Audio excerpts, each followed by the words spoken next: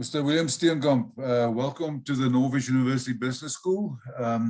I know you're an expert, a consultant on a niche market, rooibos farmers, and I know your key specialization is what is happening to subsistence farming, what is happening to the small holding farming in terms of converting them into small commercial farmers. So yes, what do you see? It goes for the continent, for Africa as well. What do you see as the main challenges for these small emerging farmers? Good evening to Prof. Primarily, you know, there are a range of challenges facing small scale farmers, Prof.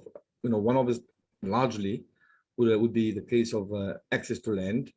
More specifically, with rooibos farmers. Rooibos farming, unfortunately or fortunately, depending on how you view it, it's confined to a particular geographical area. You can't just farm rooibos anywhere in the country or anywhere in the world. Yeah. It's confined. So, if you want to be, you know, graduating from what one can regard as a subsistence farmer to a small-scale farmer to a medium, and then eventually a fully fledged commercial farmer, you have to have access to land. Accompanying that would obviously now be, apart from the fact that you need resources such as money, and farming equipment and machinery and the associated tools and equipment, you primarily also need largely the training that goes with it, the skills development that goes with it, the confidence that goes with it, because it's not exactly, and you know, no disrespect intended, but like farming livestock where you could just have a shepherd out there to watch your flock. I can see that, yeah. You have to make sure that your soil is fed. You have to make sure your seeds are of such nature that it will actually take, because you know rooibos farming goes with seed, it goes with plants, depending on what will actually correlate or go well with the soil. If you're asking about Africa in general, Prof, Africa has a huge challenge. They may have land, they may have good weather conditions, but then you're having access to finances. You may have they may gain access to finances, but then it comes back to the same story again. You have to grow with the intention of becoming a sustainable commercial farmer. Otherwise, Prof, you basically just living from hand to mouth.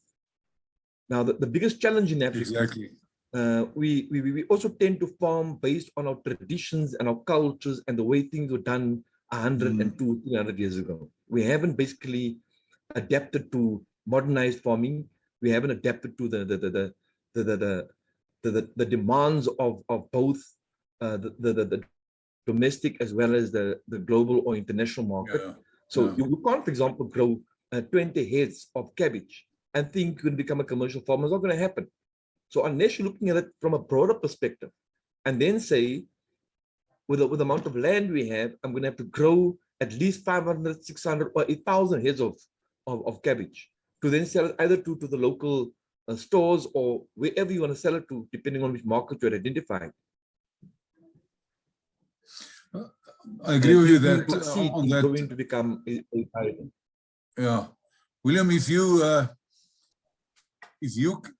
can give some advice to resolve this, you know, there's so many policies right through Africa. You get all those programs. We got now the agricultural vision for Africa, which is a wonderful thing about beneficiating and to the advantage of your communities. And I mean, with your niche markets in rooibos. And this goes for all the marginalized farmers. What do you think? Let's say you're now a management consultant to advise government. What would you tell them? And what would you tell the marginalized farmers in a statement or three? Would you think will touch this problem and move us forward? Prof, start with the individual. Do you want to farm? Or are you seeing farming as an opportunity to escape from poverty? Now, if you have farming in your blood, Yes. particularly living in a rural area. You grew up in a rooibos household where your father, your grandfather, your great-great-grandfather, all of them were farmers, or let me say, workers on a rooibos farm, but also did their own little small bit of farming. And therefore, because they didn't have access to a range of resources, the one I would say is that, one, if you want to be a farmer, then you must start behaving and conducting yourself like a farmer. And to do that, you're going to have to look at it with a long-term view, a broader perspective. You cannot believe that farming is going to give you a R1 million within 6 months, or with the first harvest, or within 2 years. It's not going to happen. That is the one element that one would advise a rooibos farmer specifically. Yeah. Secondly, develop yourself as far as your ability, your skills, your confidence levels, your determination. You have to work on yourself as an individual, Prof, because it's one thing to be a farm worker. It's a very different ball game to be a farmer, because then you're carrying the responsibility of ensuring that crop actually succeeds and generates the amount of money that you are actually anticipating to within the sea. Because with that goes a whole host of requirements. You're talking about plant, property, equipment, machinery, tools, a whole host of issues. So you have to look at it with a long-term view. And then thirdly, Prof, I would say that don't be shy to ask your neighbor for advice. Exactly. The one thing about farming communities, Prof, there was a fire 2 years ago, if I recall well. I think it was 2019, yes, 2.5 years ago, in the rooibos vicinity in Nevillersville.